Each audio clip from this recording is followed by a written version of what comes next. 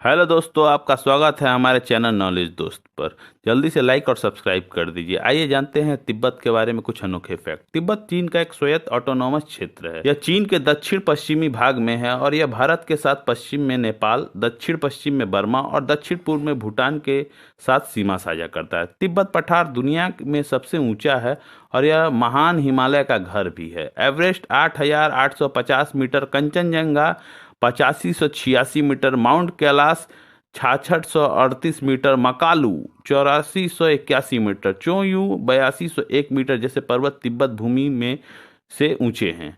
इस पर्वत श्रृंखला की औसतन ऊंचाई 8000 मीटर है। यह जानकारी आपको यह समझने में मदद करेगी दोस्तों कि विमान तिब्बत पर उड़ान भरने के लिए क्यों नहीं चुनते। जैसे कि हम सभी जानते हैं कि तिब्बत भारत और चीन के मध्य में पड़ोसी देश है। दोस्तों, तिब्बत पूरी दुनिया में अपनी एक अलग ही पहचान रखता है, फिर वो चाहे अध्यात्म की दृष्टि से हो या फिर पर्यटन की दृष्टि से। समुद्र से काफी ऊंचाई पर होने और विशालकाय पर्वत श्रृंखलाओं से घिरा होने के कारण तिब्बत को एक और नाम से जाना जाता है और इसलिए इसे दुनिया की छत भी कहा जाता है। दुनिया के सबसे ऊंचे पहाड़ों की एक श्रृंखला के साथ 8,850 मीटर अर्थात 29,035 फीट में सबसे ऊंचा एवरेस्ट यहाँ विमानों के लिए एक विशाल पड़ाव बन जाता है। वाणिज्य विमानों के लिए अनुमति दी जाने वाली ऊंचाई 28,35,000 फीट अर्थात 8,000 मीटर है। यही कारण है कि तिब्बत के ऊपर विमान नहीं उड़ते हैं। तिब्बत पृथ्वी के उन विशेष भागों में से एक है जहाँ दोस्तों विमान की सेवा बहुत ही कम है। ऊंचाई पर होने के कारण इसके ऊपर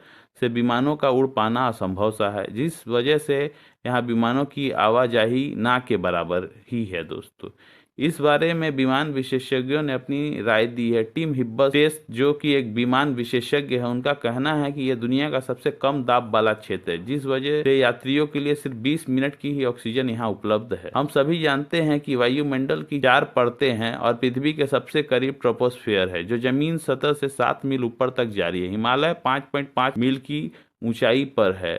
वे वायुमंडल में एक बिंदु पर है जहां पर एक परत दूसरे से मिलती है। अधिकांश विमान ट्रोपोस्फियर के ऊपरी सीमा में उड़ते हैं और स्ट्रेटोस्फियर के निचली परत में उड़ान भरने की सलाह केवल तभी दी जाती है जब आपके पास ऑक्सीजन की पर्याप्त आपूर्ति हो। इस विषय पे एक विशेषज्ञ का कहना है कि तिब्बत का वातावरण वाकई हवाई मार्ग की तुलना में बेहद भिन्न है, क्योंकि ऊंचाई पर होने और माउंट एवरेस्ट से नजदीक होने के कारण जेट धाराएं तेजी से चलती हैं, जिससे एक विमान के लिए इतनी तेज गति धाराओं का सामना कर पाना किसी खतरे से खाली नहीं। तिब्बत में हवाई पट्टी इतनी संकीर्ण है कि अब तक दुनिया में केवल 8 पायलट ही विमान उतार पाने में सक्षम हो पाए। जैसे जैसे वायुमंडल की ऊंचाई बढ़ती है वैसे वैसे हवा पतली होती रहती है। इसका मतलब है कि जैसे जैसे हम ऊपर जाते हैं हवा में ऑक्सीजन की मात्रा कम हो जाती है और ऊंचाई में वृद्धि के साथ हवा में दबाव में कमी होती है, जिसके परिणाम स्वरूप वायु अशांति होती है। अधिकांश विमानों की क्षमता 20,000 फीट से अधिक उड़ान भरने की होती है,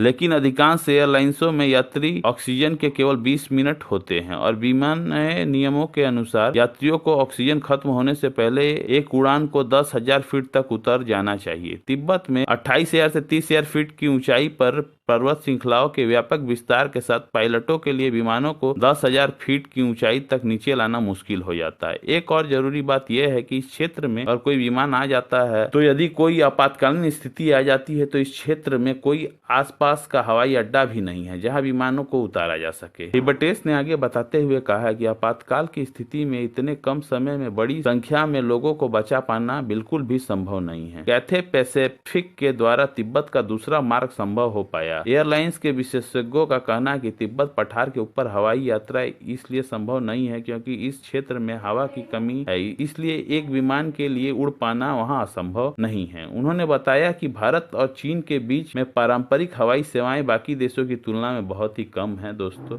हालांकि दोनों देश एक दूसरे के पड़ोसी हैं, फिर भी दोनों देशों की संस्कृति बिल्कुल अलग। यह एक रहस्य नहीं है कि हवाई जहाज तिब्बत के ऊपर से क्यों नहीं उड़ता है, लेकिन यह वैज्ञानिक कारण है जो तिब्बत पर उड़ान भरना असंभव बनाते हैं। और दोस्तों, वीडियो अच्छा लगा हो तो लाइक, सब्सक्राइब और व्हाट्सएप और फेसबुक शेयर करना ना भूलें। दोस्तों, आज के लिए इतना ही, मिलते हैं अगले वीडियो में, तब तक के लिए गुड बाय दोस्तों।